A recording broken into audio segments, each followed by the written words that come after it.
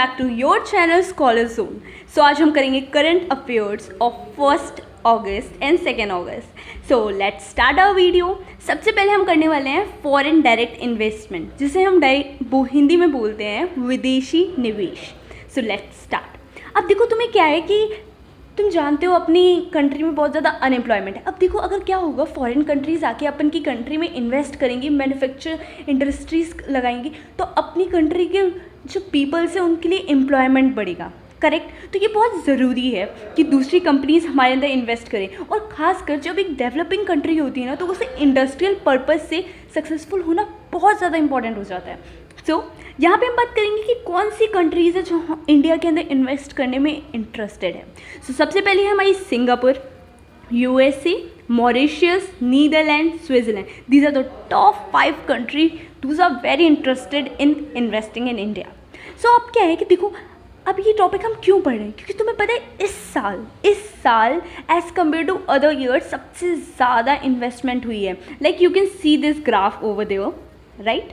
अब यहाँ पे लिखा है कि मैन्युफैक्चर सेक्टर जो है वो 76% से इंक्रीज़ हो गया है 2021 में टू 2022, राइट। अब हमें ये भी जानना ज़रूरी है कि ऐसे कौन से सेक्टर्स हैं जो डेवलप हो रहे हैं, like computer, software and hardware, automobile industry, construction infrastructure activities, service sector, trading. These all are the like sectors जो कि बहुत ग्रो कर रहे हैं। और तुम तो अच्छे से जानते ही हो कि लाइक आजकल टेक का कितना ज़्यादा क्रेज़ है, या।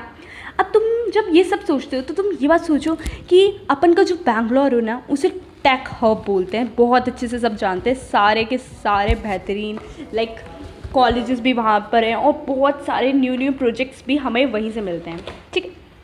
अब मैं तुम्हें ये बताना चाहती हूँ कि कर्नाटक में हम इस साल कितनी परसेंट हुआ है। 38% इस बार कर्नाटक का हुआ है सबसे highest investment. And like then after we have Maharashtra is about 26% and Delhi is about 14%। इसके अंदर अपन का तमिलनाडु, हरियाणा, ये सब इन्वेस्टमेंट के। Now let's move to the further. So जो अब नेक्स्ट है, अब गवर्नमेंट ने ना डिफरेंट पॉलिसीज़ बनाए, इम्प्लीमेंटेड किए। अब देखो इस सब से ना क्या है कि गवर्नमेंट चाहती है मेक इन इंडिया बने, मतलब खुद से बनाए चीज़ें, आत्मनिर्भर भारत। कहीं ना कहीं मैं इससे थोड़ा सा नहीं कर पाई कि भाई आत्मनिर्भर भारत तो खुद ही मैन्युफैक्चर करे, but somehow we are a developing country, हमें दूसरी कंट्रीज़ का सपोर्ट का भी ज़रूरत है। अब इसमें क्या है कि बहुत सारे रूल्स एंड रेगुलेशन है जिसके थ्रू ये अच्छे से बिजनेस चलता है, ठीक है। और इसकी जो इन्वेस्टमेंट है, गुड होल्डिंग कौन रखता है, आरबीआई रखता है। That is the most important thing, ठीक है। और now let's move to further.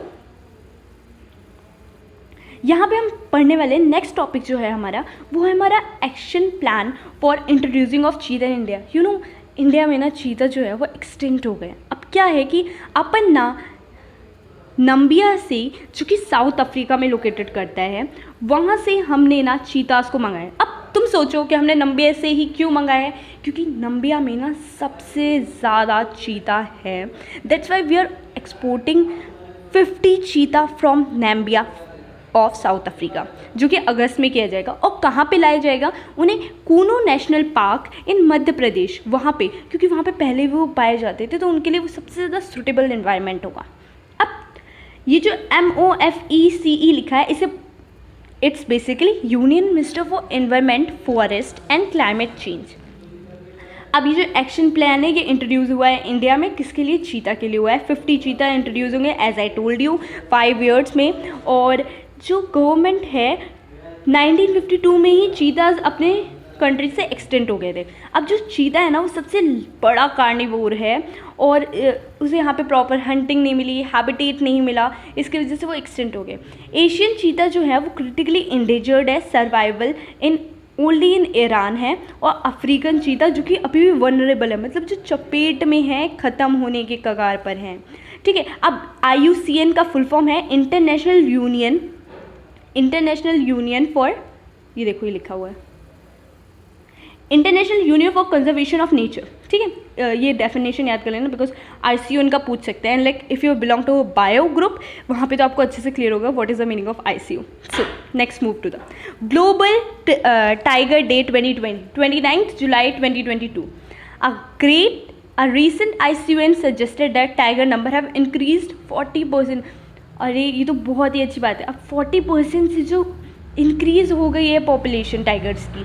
Like 2019 में सेंसस किया गया था तो 2967 हो गए थे, और इसे ना 29 जुलाई को as a global day celebrate किया जाता है टाइगर्स के लिए, सेंट पीटर्सबर्ग. ठीक है. अब तुम्हें पता है क्या, 1973 में हमने ऐसा सोचा कि भाई अपन को ना अपना नेचुरल जो नेशनल एनिमल है ना, इसे सेव करना है. अब ऑब्वियसली तुम्हारे पेपर में ये तो पूछेंगे नहीं who is our national animal, और तुम लोग आंसर गलत करके आओगे, ऐसा तो होगा नहीं ना. Let it be. सो अब क्या है कि यहाँ पे भी देखो, मोफी सी का फुल फॉर्म क्या था, union of ministers of environment, forest and climate change. Don't forget it. ठीक है. अब तुम्हें पता है एक और नया काम किया गया. India has the world largest animal underpass. और ये लार्जेस्ट एनिमल मतलब कहाँ है अंडरपास, ये है NH44 में. अब NH44 में क्या हो रहा है कि पूरा का पूरा एक रास्ता बना हुआ है, कॉरिडोर बना हुआ है महाराष्ट्र के, जहाँ से जो टाइगर्स है वो इस कॉरिडोर से दूसरे कॉरिडोर में आ सकते हैं. That's a very great point. So अब हमारा नेक्स्ट टॉपिक है गूगल स्ट्रीट व्यू. अब देखो, तुम पता है क्या, अपनी मौसी, नानी, बुआ, चाचा के घर जाते हो और फिर तुम्हें उनका घर नहीं मिलता है, या फिर तुम कहीं शॉप ढूंढ रहे होते हो, तुम्हें पर्टिकुलर लोकेशन नहीं पता चलती है, तुम्हें आइडिया ही नहीं लगता है, वहाँ खड़े होकर सोचते हो. ऐसे दूर से जब देखते हो तुम्हें लगता है मैं तो चला जाऊँगा या मैं तो चली जाऊँगी, लेकिन जब वहाँ खड़े होते हो तो तुम्हें समझ में नहीं आता कि तुम्हें जाना कहाँ है. इसीलिए गूगल स्ट्रीट व्यू दे रहा है तुम्हें 360 एंगल डिग्री वाइड. मतलब तुम ना अपने कैमरे से देख पाओगे, या फिर तुम जब गूगल सर्च कर रहे होगे तो तुम देख पाओगे 360 व्यू के आसपास का है. फिर तुम बता सकते हो तुम कौन से पान की शॉप के पास खड़े हो. या और ये 50 सिटीज़ से ज़्यादा में लगाए जाएंगे, 360 डिग्रीज होंगे. ठीक है. अब देखो ना, ये किसके अंदर हो रहा है ये भी जानना इंपॉर्टेंट है. नेशनल जियो स्पेशल पॉलिसी 2021 के. अब तुम्हें पता है ये चीज़ ना बहुत इंपॉर्टेंट हो जाती है. अपनी कंट्री है ना, तुम्हें पता है टेररिस्ट का इतना ज़्यादा अटैक्स रहता है एंड ऑल दैट, बहुत सारी चीज़ें होती हैं. इसमें ना ये चीज़ें इंपॉर्टेंट रहती है कि आर्मी की जो कंटोनमेंट है, एरियाज़ है, मिलिट्री एरिया है, डिफेंस इस्टेब्लिशमेंट है या गवर्नमेंट प्रॉपर्टीज़ है, वहाँ पे ऐसे कोई भी गूगल स्ट्रीट व्यू का लोकेशन नहीं होगा. ठीक है. अब ना अपन ये फैक्ट मास्टर पे आ चुके हैं. सब कंट्री के अलग अलग सैटेलाइट्स हैं जो कि काम करते हैं. अपन यूजुअली GPS यूज़ करते हैं जो कि USA में भी यूज़ करते हैं. ठीक है. ग्लोनास फ्रॉम रशिया यूज़ करते हैं, गैलीलियो यूरोपियन यूनियंस यूज़ करते हैं, बायोडो चाइना यूज़ करता है. ठीक है. तो बस यहीं पे था, इससे ज़्यादा यहाँ पे कुछ और इम्पोर्टेंट है नहीं. ठीक है. अब नेक्स्ट अपन मूव करते हैं. सुनो, अब मैं तुम्हें ना थोड़ा सा ऊपर से जल्दी क्विक दे रही हूँ, इतना डेप्थ में नहीं पढ़ सकते. यू कैन स्टॉप इट और अच्छे से आराम से रीड कर लो अगर तुम्हें कुछ डाउट लग रहा है. तो देखो क्या हुआ कि RBI ने ना क्या लॉन्च किया, उन्होंने ना पेमेंट मेथड किया. उन्होंने बोला कि भाई you should need to be more depend on a digital payment index. So उन्होंने अलग अलग चीज़ें बताई, अपना एक्सप्लेनेशन दिया, 3 टायर 6 टायर सेंटर्स. ठीक है. बस यही है इसके अंदर. और रिजर्व बैंक जो है वो किसने मतलब सेटअप किसने किया था, तो वो थे हीटन यंग कमीशन. ठीक है. और रिजर्व बैंक क्या है, इंडियन एक्ट 1934 है जिसके अंदर ये कमेंस्ड ऑपरेशन था. ठीक है. अब एक और चीज़ जो इम्पोर्टेंट है कि करंट RBI गवर्नर कौन है, श्री शक्ति कांता दास. ओके. ठीक है. Now draft coffee. अब तुम्हें पता है क्या, अब ना इंडिया ऐसा सोच रही है, तुम जानते हो अपन ना ऐसे, मैं बताती हूँ अपनी जो कंट्री है ना वो कौन से लेवल पे आती है, तुम बताओ. 6th प्रोड्यूसर, हाईएस्ट प्रोड्यूसर है वर्ल्ड की जो कॉफ़ी प्रोड्यूस करती है. अब तुम्हें पता है ministry of commerce and industry ने क्या सोचा कि 80 ईयर कॉफ़ी एक्ट जो है उसे वो हटा देंगे और इससे क्या करेंगे, अब एक्सपोर्ट करेंगे, सपोर्ट करेंगे डोमेस्टिक मार्केट को. ठीक है. अब तुम्हें पता है लाइक बीइंग अ स्टूडेंट मेरे लिए coffee is like very great thing. Like I really have a such a great craving for like coffee. Coffee is my favorite and cold coffee especially. Center extended. So ये scheme extend कर दी गई और अब तुम्हें coffee के लिए देखो, तुम सोचोगे भाई मैं तो कॉफ़ी का तो बहुत ही अच्छा है, मेरे को ऐसा लगता है अब तो मैं अपना यूपी में मस्त उगाऊंगी. तो ऐसा तो नहीं है. देखो तुम्हें ना एक पर्टिकुलर क्लाइमेट चाहिए, लाइक हॉट ह्यूमिड चाहिए, ड्राई वेटर चाहिए जो वो बेरीज राइपन हो, हाई रेनफॉल चाहिए high. Karnataka is the largest producer followed by Kerala, Tamil Nadu, Andhra Pradesh. अपन को तो पता ही है, अपन घूमने जाते हैं तो वहाँ जो दिखते हैं ना मस्त. अब अरेबिका मैंने बता दिया इंडिया 6th हाईएस्ट है। अरेबिका एंड रोबुस्ता जो है वो कॉफ़ीज़ के वैरायटी है जो कि इंडिया में पाए जाते हैं। अब तुम अगर कॉफ़ी लवर हो और तुम्हें ये नहीं पता, that's a very bad thing, है ना।